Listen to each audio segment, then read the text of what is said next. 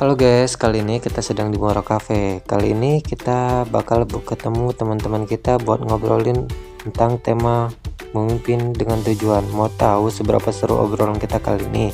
Langsung aja kita let's go.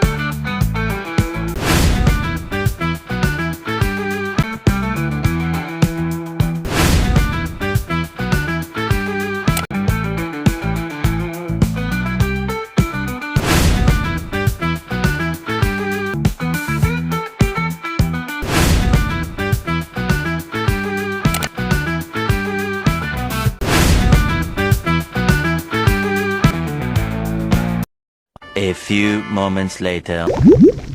Halo semuanya, selamat datang di Ngobrol Makna, ngobrol asik penuh makna. Hari ini kita akan membahas topik tentang memimpin dengan tujuan.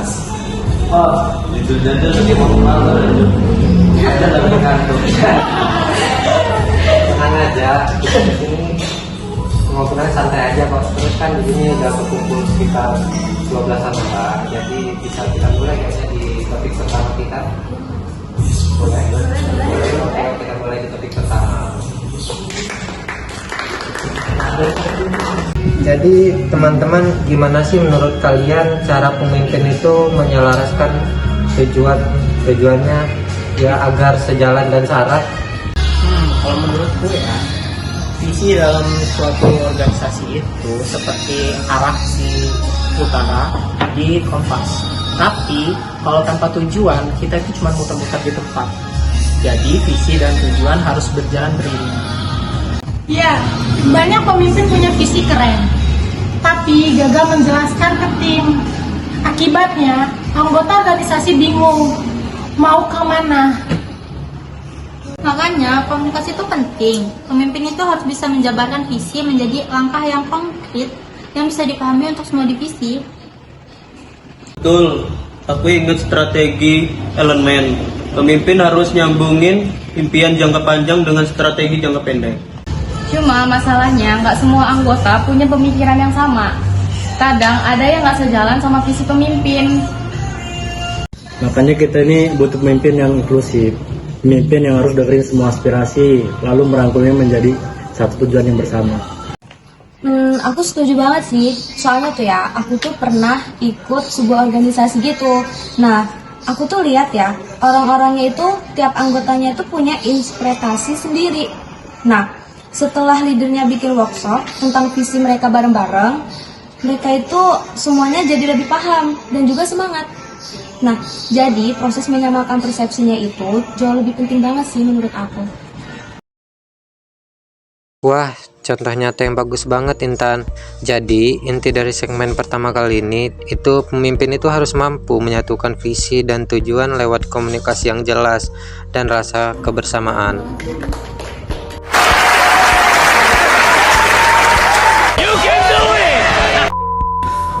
Kita masuk ke materi atau topik selanjutnya, yaitu tentang kepemimpinan yang berorientasi pada nilai dan misi. Nah, sekarang kita bahas tentang kepemimpinan yang berorientasi pada nilai dan misi. Apa sih menurut kalian bedanya dengan kepemimpinan biasanya? Pemimpin yang cuma fokus ke hasil tuh udah kayak robot. Karena efisien tapi nggak punya hati. Nilai dan misi itu Ibaratkan kepemimpinan yang jadi seperti manusiawi. Setuju sih, Nelson Mandela tuh contoh nyata. Jadi, nilainya tentang kesetaraan dan kemanusiaan itu bikin orang percaya sama dia. Iya itu benar, karena nilai itu pondasi semua keputusan. Kalau pemimpinnya aja nggak punya nilai, ya gampang tergoda buat ngambil jalan yang salah.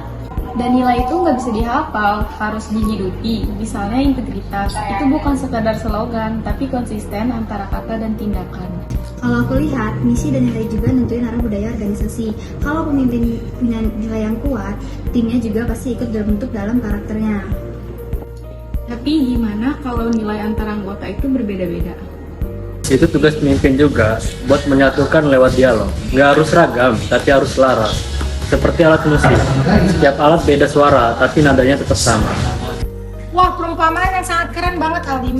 Jadi, pemimpin yang berorientasi pada nilai itu bukan cuma mengatur, tapi membimbing arah moral organisasi.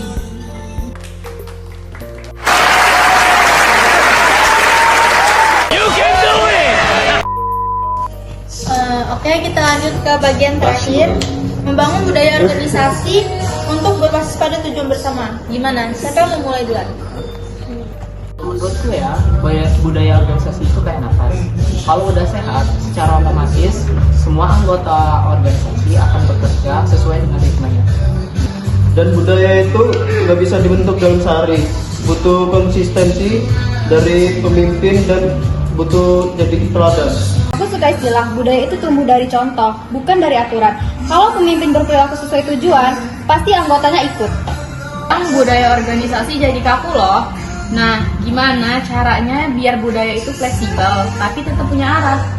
Ya juga sih, menurut saya itu budaya harusnya dinamis, tapi punya inti yang sangat kuat. Contohnya itu kayak pohon. Nah, misalkan nih pohon itu kan ada akarnya. Nah, akarnya itu tetap dinilai bersama gitu. Nah, terus tapi cabang-cabangnya itu bisa berkembang sesuai zaman. Bagus banget Intan. Tapi masuk akal sih, organisasi yang nggak mau berubah itu bakalan tertinggal. Tujuan bersama itu kayak energi. Tanpa itu, budaya kerja cuma rutinitas tanpa semangat. Jadi membangun budaya itu bukan cuma bikin aturan, tetapi menumbuhkan rasa memiliki. Budaya dan tujuan udah menyatu, organisasi bakal jalan bukan karena dipaksa, tapi karena semua anggotanya mau. Setuju banget. Pemimpin itu nggak cuma ngatur, tapi dia tuh harus menyalakan makna di setiap anggota timnya. Iya benar sih itu. Wah, seru banget ya diskusi kita kali ini, dari visi, nilai, sampai dengan budaya, semuanya terhubung semua. Iya, dan aku rasa pelajaran terbesarnya itu adalah bukan pemimpin yang paling tinggi jabatannya, tetapi pemimpin yang jelas tujuannya. Dan yang paling tulus itu adalah niatnya.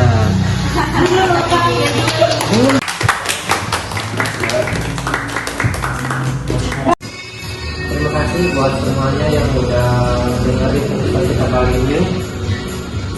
Jangan lupa pimpinlah dengan hati, arah, dan makna.